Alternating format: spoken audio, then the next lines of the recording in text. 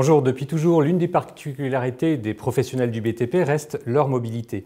Les architectes courent entre les projets, les compagnons passent d'un chantier à l'autre et dans tous les cas, il leur faut accéder aux données. Alors il existe bien des offres sur le marché, mais celle que propose Panasonic a cette petite particularité, ce petit plus crucial pour des chantiers, d'être une offre durcie. Cette gamme de Toughbook évolue au fur et à mesure des attentes du marché et c'est ce que nous allons voir avec notre invitée, Solène Caro. Bonjour. Bonjour. Vous êtes directrice marketing chez Panasonic France et vous venez nous présenter vos derniers nés de la gamme, les derniers petits durs comme on peut l'appeler. Avec vous sur ce plateau, donc une tablette. Il y a également une autre mini-tablette qui va bientôt sortir et dont nous allons parler. Également un Ultrabook convertible. Alors, tout d'abord, est-ce que c'est une première pour Panasonic et Toughbook de proposer des tablettes et tablettes tactiles? Ou alors est-ce que vous répondez tout simplement aux évolutions du marché et aux attentes de ces professionnels? Ce n'est pas une première pour Panasonic, puisque ça fait de nombreuses années, j'irais même depuis à peu près 1996, que nous sommes sur le marché des produits durcis, des produits tactiles, et donc nous proposons depuis cette date des produits qui sont des PC portables, convertibles ou non en tablette PC. Effectivement, nous devons répondre à la demande du marché et c'est pour cela que dans les évolutions des produits, nous avons de plus en plus de tablettes et nous avons sorti dernièrement un nouveau produit, une tablette complètement durcie sur Windows 8. Donc une habitude, mais malgré tout, en fait, dans le marketing, il y a le mot pad qui apparaît par exemple, c'était la petite nouveauté. Alors je disais, votre caractéristique reste cette capacité à proposer des produits durcis qui résistent, à beaucoup de choses. Justement, en fait, dans quel environnement ces produits peuvent-ils fonctionner? À quoi peuvent-ils résister? Alors, ils peuvent résister, je dirais, à peu près tout. Ce sont des produits qui sont vraiment durcis.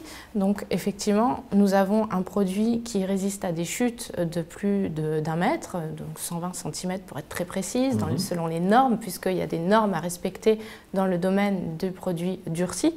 C'est un produit qui est effectivement IP65, donc qui résiste aussi bien aux projections de liquide, à l'eau, à la pluie ou aux projections de poussière. Donc quand on est dans un environnement, je dirais, poussiéreux ou avec des particules fines qu'on peut trouver sur les chantiers. C'est un produit également qui résiste à des températures extrêmes. Donc on peut aller entre -20 et +60 degrés pour ce type de produit. D'accord. Une comparaison par rapport à, si on prend cet exemple de pad, par rapport à un iPad qui serait proposé avec et protégé par une super coque ultra résistante. Ça a quelque chose à voir ou rien du tout? Ça a quelque chose à voir, oui. Donc ça dépend vraiment des usages. Donc nous avons développé spécifiquement des produits durcis. Nous ne prenons pas, je dirais, un produit standard que nous allons renforcer. C'est vraiment la valeur ajoutée de Panasonic, Toughbook, de la gamme Toughbook ou de la gamme Toughpad, d'avoir des produits, je dirais, conçus dès le prime abord, d'avoir des produits durcis. Donc on ne rajoute pas une coque supplémentaire, on ne fait pas un durcissement après coup pour avoir véritablement un produit durci. Donc la différence va se faire au niveau, je dirais, de l'écran par exemple. Donc nous avons vraiment un écran qui est très lumineux et on peut le voir comparativement à un autre produit plus semi-durci. Donc là c'est vraiment un produit qui est destiné pour les gens qui travaillent à l'extérieur, dans des conditions climatiques, en plein soleil, dans des conditions d'environnement exigeants, je dirais. Donc là c'est vraiment la technologie d'écran aussi qui va pouvoir faire la différence. Mais il y a tout aussi une gamme de possibilités, de configurations qui va permettre de faire la différence avec des produits, je dirais, plus standards. Et donc, cette différence peut être également, en fait, d'un point de vue de l'assurance, en fait, la garantie que vous proposez, un iPad qui serait durci par la suite avec une coque ne sera forcément pas garanti de la même façon que vous garantissez vos produits qui sont faits directement pour cela. Tout à fait. Alors après, il y a d'autres différences, mais effectivement, quand on a un produit comme celui-ci, nos produits sont garantis 3 ans en standard. Et on peut même étendre la garantie jusqu'à 5 ans. Preuve que nous sommes vraiment sûrs de la fiabilité de nos produits et de la robustesse de nos produits. Et à côté de ça, on a aussi tout un type de service professionnel, de service additionnel pour compléter notre offre et nos garanties sur nos produits. Alors, qui dit durci ne veut pas dire forcément lourd. Combien est-ce qu'il pèse et Si on parle de batterie, en fait, du poids rajouté par la batterie, quelle est son autonomie? Alors justement, c'est là où je dirais il y a une complémentarité entre la gamme Toughbook. Donc Toughbook, ce sont plus des PC portables, des convertibles tablettes, et la gamme Toughpad, dont fait partie ce nouveau produit, FZG1. Donc là, on a voulu avoir des tablettes, et des tablettes qui soient extrêmement légères, extrêmement fines, et pour autant durcies. Donc c'est vraiment la finesse et la robustesse et la mobilité au niveau du poids, puisque ce produit-là ne fait que 1,1 kg. D'accord. Alors on l'a dit, hein, ce produit, enfin vous en lancez deux, hein, celui-là fait 10 pouces, vous lancez également, alors ça s'appelle le GT-B1, la petite sœur qui fonctionne différemment et qui fait 7 pouces. On va commencer par celle-ci. Sa particularité notamment est de fonctionner avec le dernier système d'exploitation de Windows, de Microsoft, Windows 8 Pro. Pourquoi ce choix? Pourquoi ce choix? Dans le prolongement, je dirais, de la gamme. Donc, Windows 8 Pro permet encore une fois d'aller plus loin dans l'univers des produits tactiles, et donc c'est ce qui est demandé aussi par les utilisateurs. Comme je vous l'ai dit précédemment, ce n'est pas nouveau pour Panasonic d'être sur des tablettes, des convertibles, sur des produits tactiles, et donc c'est vrai que là, je dirais, on va à un niveau supérieur dans l'utilisation et dans l'expérience client avec nos produits, le produit tactile et Windows 8 Pro. D'accord. L'autre tablette, la mini, la 7 pouces, elle fonctionne sous Android. Sous Android, effectivement. Donc sous Android, pourquoi? Parce qu'au niveau du marché, forcément, on doit répondre aux différentes attentes du marché, des clients. C'est aussi une spécificité de Panasonic de pouvoir vraiment être proche du client, de pouvoir développer des produits avec les clients pour leurs besoins spécifiques en fonction des marchés. Et donc c'est vrai que là, nous avions au préalable lancé une tablette 10 pouces Android. Donc je dirais la suite logique, c'est de pouvoir lancer une tablette 7 pouces sous Android également, et en complément avec cette tablette 10 pouces sous Windows 8. Alors si on continue la découverte de ce produit, qu'est-ce qu'il y a au niveau gadget, ou plutôt en fait des outils utiles, donc au niveau webcam, Wi-Fi, est-ce que vous pouvez nous décrire et nous localiser, on va dire? Tout à fait. Donc là, nous avons vraiment une tablette pure et une tablette, je dirais, avec toutes les configurations qu'on peut imaginer en termes de mobilité. Donc on parlait de Wi-Fi, de 3G, de Bluetooth, donc ça c'est possible effectivement sur cette tablette-là, bien entendu. Nous avons également tout ce qui est webcam. Donc ici, vous avez également un appareil photo qui est disponible à l'arrière. Vous avez également des ports configurables ici. Vous avez une zone. Hop. Peut s'ouvrir. C'est durci, donc forcément ça voilà. résiste un tout petit peu. On le voit bien, les caches sont donc protégées pour l'IP. Donc cette zone-là, en fait, c'est un port de configuration. Donc en fonction du besoin client, il peut y mettre du LAN, un port série, un GPS, un micro SD, enfin voilà, en fonction de ses besoins, on peut configurer cette zone et ce port. Ensuite, vous allez retrouver, je dirais, les ports, la docking, le port pour la docking. Vous avez également possibilité ici d'avoir une antenne double. Et vous allez retrouver ici également les différents ports, donc au niveau du casque, de la micro SD et autres. D'accord, ok. Vous proposez aussi dans cette gamme donc un complément en option, station d'accueil, quoi d'autre? C'est aussi, j'irais un petit peu la nouveauté, la nouveauté chez Panasonic si je puis dire. Donc on va proposer une station d'accueil, mais on essaye de proposer toute une gamme aussi de solutions et d'accessoires. Donc il y aura une possibilité de poignée qui sera disponible sur ce produit-là pour pouvoir l'avoir vraiment bien en main, et une poignée qui permettra aussi bien la rotation du produit dans la main.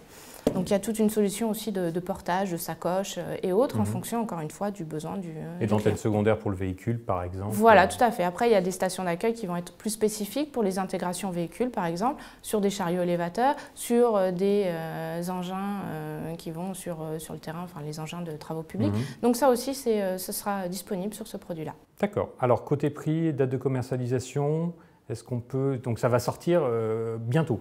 Alors oui, le lancement, je dirais, a été fait récemment. Publique, La communication publique a été faite.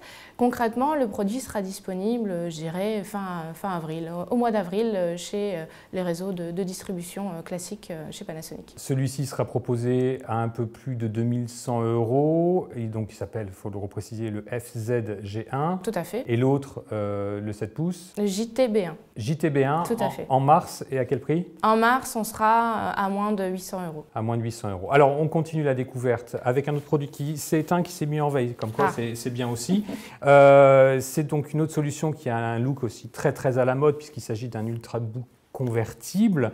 Il s'appelle le CFAX2. Il fonctionne lui également sur Windows 8 Pro. Tout à fait. Alors, quelles sont ses caractéristiques globales? Alors là, on est plutôt donc, dans la gamme Toughbook, donc la gamme, je dirais, plus classique, dans le sens où on est sur un portable, mais là, on est dans la catégorie Ultrabook. Donc on est sur un produit, encore une fois, très léger, très fin, et un produit qui est convertible.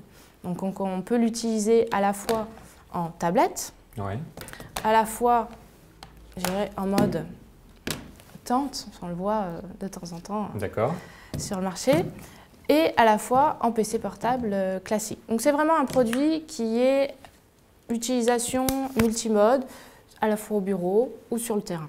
Donc c'est vrai que la différence en termes de produits, c'est le poids, on est à l'identique. On est sur du 1 kg, 1 kg 1 sur les deux produits. D'une façon générale, par rapport à vos produits habituels, qui sont bien costauds, celui-là, il a l'air d'être plus léger, en fait. Il est aussi durci? Quasiment aussi durci, je dirais, puisque c'est un produit qui est en alliage de magnésium. Donc déjà, on est plus robuste que sur du produit en plastique ABS. On a un système de charnière aussi renforcé sur ce produit-là. Manipulation, d'accord. Voilà. On a également, ce produit peut résister à des chutes, non pas de 120 cm comme celui-ci, mais d'ores et déjà de 76 cm. Donc ce qui n'est pas négligeable. On a également le produit qui est donc résistant en termes de pression au niveau de l'écran. Et c'est un produit qui résiste en termes de vibration également. Nous avons des tests qui ont été effectués au niveau du clavier. Donc c'est vraiment un produit qui est malgré tout plus durci que de la bureautique traditionnelle. D'accord. Et au niveau donc, de ce qu'on a décrit tout à l'heure, les deux produits sont semblables au niveau capacité de processeur, capacité de disque dur et système d'exploitation? Alors on est sur des produits à ce niveau-là en termes de performance sur des produits équivalents. C'est-à-dire qu'au niveau des processeurs, on sera sur des mêmes processeurs, donc les dernières générations de processeurs Intel, Core i5. Au niveau du disque dur, on sera sur des disques durs SSD, 128 Go, possibilité d'avoir du 256. Ensuite, je dirais, c'est plus en termes d'écran, on peut le voir, donc il y a vraiment une différence notoire en termes d'écran, puisque là on est vraiment sur un produit qui est destiné à être utilisé à l'extérieur. Donc on a une technologie d'écran qui est une technologie IPS, donc très particulière, avec une très bonne vision en termes d'angle, une très bonne vision en termes de contraste. Chose qui est ici moins vraie, effectivement, puisque ce produit-là, c'est plus un produit à la fois pour être utilisé au bureau et aussi à l'extérieur quand on en a besoin. D'accord. Et c'est un produit qui est un petit peu plus ancien, puisqu'il est d'ores et déjà disponible sur le marché. À quel tarif? Alors là, on sera aux alentours des 2150 € TTC. D'accord. Alors dernière question, Solène, par rapport à toute cette offre-là. Est-ce que Panasonic va abandonner les configurations précédentes ou va continuer dans cette voie à développer en fait, ce type de produit qui a l'air d'être aussi performant en fait, que les générations précédentes, voire plus. Et où est-ce que vous allez vous arrêter? Alors on va continuer, je dirais, à développer de nouveaux produits. On a donc maintenant, je dirais, deux gammes de produits. Les Toughbook, qui sont plus la gamme traditionnelle de PC portable et de convertibles tablettes, et la gamme Toughpad, donc vraiment des pures tablettes qui sont en rapport, je dirais, aux exigences du marché, aux besoins des utilisateurs. Donc on ne va pas s'arrêter là, on va continuer, je dirais, à développer de nouveaux produits sur des nouveaux formats peut-être. Et à quand donc le smartphone Tout est possible. Tout est possible. Tout est possible. Donc nous verrons, je dirais, dans les mois ou les années à venir, mais je dirais que c'est vrai qu'encore une fois, on cherche véritablement à être proche de nos clients et donc si on développe un produit, c'est qu'on aura vraiment vu en fonction du marché le besoin et sortir le produit en conséquence. Très bien. Merci Solène pour cette démonstration. Merci à vous. Dans un studio qui est plus propre en fait qu'un chantier, mais en tout cas, on a, j'espère, vu cette efficacité. Merci de votre attention et à bientôt sur BTP Informatique. Au revoir.